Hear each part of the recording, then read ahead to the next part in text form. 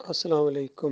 یہ کوئی صاحب ہیں جنہوں نے بڑے جذباتی انداز سے اپنے بیان کا آغاز کیا ہے کہ کہہ رہے ہیں کہ مجھے تو سمجھ نہیں آتی کہ ہمارے ام، حکمرانوں کی اور ہماری قوم کی غیرت کو کیا ہو گیا ہے۔ اس کے بعد ان کا ایک پورا بیان ہے، اگر کوئی سننا چاہے تو وہ سن سکتا ہے سوشل میڈیا کے اوپر۔ لیکن میں یہاں اس کے اوپر یہ کہوں گا کہ دیکھو، ایمان اور غیرت، حیا غیرت، یہ ایمان کے شعبے ہیں۔ ایمان ہو تو یہ چیزیں ہوتی ہیں، اور ایمان نہ ہو تو پھر یہ چیزیں نہیں ہوتی ہیں۔ ایمان خالص نہیں ہے۔ کلمہ تو یہ پڑھتے ہیں لا الہ الا اللہ محمد رسول اللہ، لیکن اللہ کی وہ بات ان کے اوپر پوری طرح فٹ آ گئی، وما یؤمن اکثرهم باللہ الا وهم مشرکون۔ اکثریت اس طرح ایمان رکھتی ہے کہ ساتھ ساتھ شرک کرتے ہیں۔ تو جب اتنا زیادہ شرک کر کے اللہ کو گالیاں دو گے تو پھر اللہ کے عذاب کا کوڑا اب حرکت میں آیا ہوا، تو وہاں جا کے کیا کر سکتے ہو تم؟ یہ اللہ کے عذاب ہے شرک کی وجہ سے۔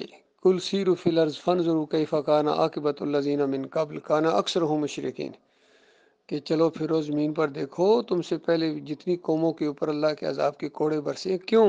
کان اکثرهم مشرکین، جب اکثریت ان کی مشرک بن جاتی ہے تب ان کو اللہ کے عذاب کا یہ سامنا کرنا پڑتا ہے۔ تو آج یہ مسلمانوں کی جو ایک عظیم اکثریت ہے، عظیم اکثریت، میں کہہ رہا ہوں 99.99 شرک کے اندر مبتلا ہو گئے۔ کروڑوں میں کوئی ایک ہو جو ایمان ہو، اور پھر ان کے اندر بھی انگلیوں پر گنے جانے والے لوگ ہیں جو ایمان خالص کے اوپر ہے۔ باقی سارے شرک کے اندر بہہ گئے۔ کوئی بریلوی بن گیا، کوئی دیوبندی بن گیا، کوئی اہل حدیث بن گیا، کوئی سلفی ہے، کوئی صوفی ہے، کوئی شیعہ ہے، کوئی قادیانی ہے، کوئی رافضی ہے۔ بتاؤ ایمان کہاں ہے؟ ایمان خالص بتاؤ کہاں ہے؟ کسی ایک ملک کیا ایک انچ خطے کے اوپر ایمان خالص نافذ نہیں ہے، توحید نافذ نہیں ہے۔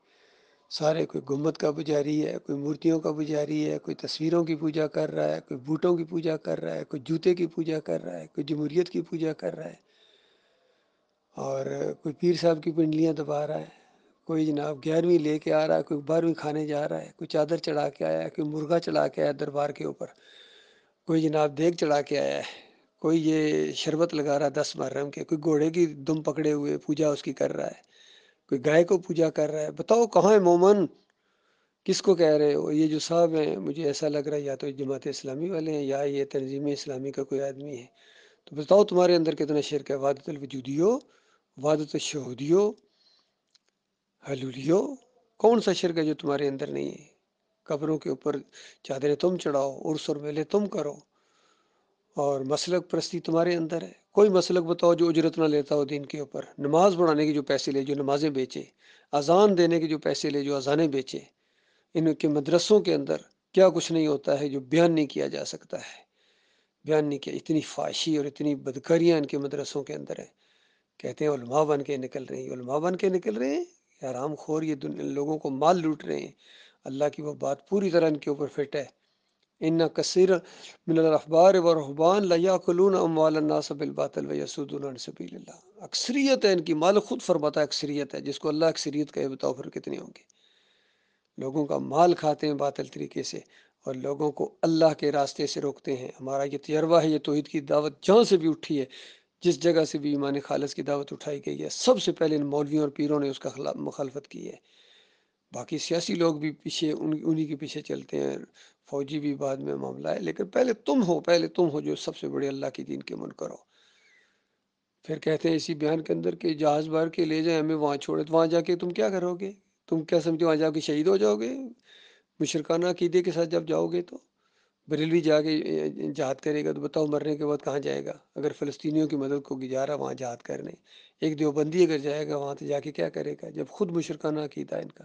اہل حدیث وہاں جا کے لڑے گا تو بتاؤ شرک کے عقیدے کے ساتھ جب تم لڑو گے جا کے اور مرو گے تو سیدھے جہنم جاؤ گے، جنت تو نہیں جا سکتے ہو۔ چاہے تم بیت اللہ کی حفاظت میں جان دے دو، اگر عقیدہ تمہارا مشرکانہ ہے۔ ابو جہل سے زیادہ بیت اللہ کا کون محافظ تھا بتائیے؟ ساری قوم وہاں لڑنے گئی تھی مدینے میں کہ ایسوں کو ہم نے نکال بھی دیا اور وہاں بھی جا کے نہیں چھوڑیں گے، مکے کی حفاظت کرو، بیت اللہ کی حفاظت کرو، یہ کہہ کے لڑائی کے لیے نکلا تھا۔ تو بتاؤ مرنے کے بعد کہاں پہنچا ہے؟ تو یہ اللہ کے دین کے ساتھ مذاق کرنا چھوڑو اور جب تک ایمان خالص نہیں ہوگا کوئی غیرت جاگ ہی نہیں سکتی ہے، غیرت ہو تو جاگے، کسی کے اندر بھی نہیں ہے بالکل۔ انہوں نے دین کو مذاق سمجھا ہوا ہے، ان کے خود اپنے ملک کے اندر اللہ کو گالیاں دی جاتی ہیں، کوئی نہیں بولتا، کوئی بڑے لیول پر کوئی بڑے پلیٹ فارم سے کوئی آواز نہیں اٹھتی شرک و کفر کے خلاف، بلکہ اور چادریں چڑھائی جائے اور ان نامراد قبروں کو پوجا جا رہا ہے، ان کی حفاظت کمپلیکس دربار کمپلیکس بنائے جا رہے ہیں، سونے کے دروازے لگائے جا رہے ہیں، اور وہاں جا کے ماتھے ٹیکتے ہیں، گورنر صاحب چادر چڑھاتے ہیں، جا کے صدر صاحب چڑھاتے ہیں، وزیر اعظم صاحب جا کے ماتھے ٹیکتے ہیں، سجدے کرتے ہیں۔ عمران خان جیسا وزیر اعظم جا کے سجدہ ٹیکا ہے گنج شکر کے مزار کے اوپر جا کے، اس نے اپنی بیگم صاحبہ کے ساتھ گئے، جنتی دروازہ جو خالص جنمی دروازہ ہے اس کے اندر سے گزرتے ہیں، کہتے ہیں جنت جائیں گے۔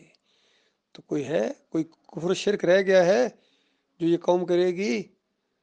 تو یہ معاملہ ہے میرے پیارے بھائیو، تم ایمان خالص کی طرف آؤ، توحید کی طرف آؤ، پھر انشاءاللہ دیکھنا تمہاری کمانڈو دستے فوجیں بھی ہر طرف جائیں گی، تمہارے جہاز ہر طرف جائیں گے، اور تمہارے روب اور دبدبہ ہوگا دوسری قوموں کے اوپر۔ اور اس حالت میں اگر تم جاؤ بھی، چلے بھی جاؤ گے تو مرو گے تو جہنم جاؤ گے سیدھے، جنت نہیں جا سکتے ہو۔ جنت تو ایمان خالص کے ساتھ مشروط کر دی گئی ہے، وَأَنْتُمُ الْأَعْلَوْنَ إِن كُنتُم مُؤْمِنِينَ، تم سر بلند رہو گے اگر مومن بن جاؤ۔ مومن بننے کے لیے کوئی تیار نہیں ہے، کوئی بریلوی بننے کے لیے تیار کھڑا ہے، کوئی دیوبندی بننے پر فخر محسوس کر رہا ہے، کوئی اہل حدیث اپنے آپ کو موحد کہتا ہے۔ بتاؤ موحد کہنے سے بندہ موحد بن جاتا ہے؟ جب تک شرک نہیں چھوڑو گے، یہ تعویذ گنڈا چھوڑو، واسطے وسیلے چھوڑو، بے حق فلاں بے حرمت فلاں چھوڑو، ان کے سامنے جھکنا چھوڑو، ان مورتیوں اور قبروں اور گنبدوں کے سامنے، یہ جہنم کا ایندھن بنیں گے، کوئی ایک بھی نہیں بچے گا۔ یہ معاملہ ہے اللہ کے بندو، بہت معاملہ خطرناک حد تک بگڑ گیا ہے۔ سب سے بڑے فراڈیے یہ دین کی اوڑ میں آئے ہیں، مدرسے پڑھ کے سند لے کے آئے ہیں، اور پھر انسانوں کو گمراہ کرتے ہیں، کیسے مگر مچھ کے آنسو بہاتے ہیں۔ طارق جمیل کو دیکھو، طاہر القادری کو دیکھو، تقی عثمانی کو دیکھو، فضل الرحمان کو دیکھو، خلیل الرحمان کو دیکھو، منور سلطان کو دیکھو، سب ایک ہی جیسے ہیں، یقین کیجئے سب ایک ہی جیسے ہیں، سب شرک کے دائی ہیں۔ اللہ تعالیٰ ان کے فریب سے ہمارے بھائیوں کو نکالے۔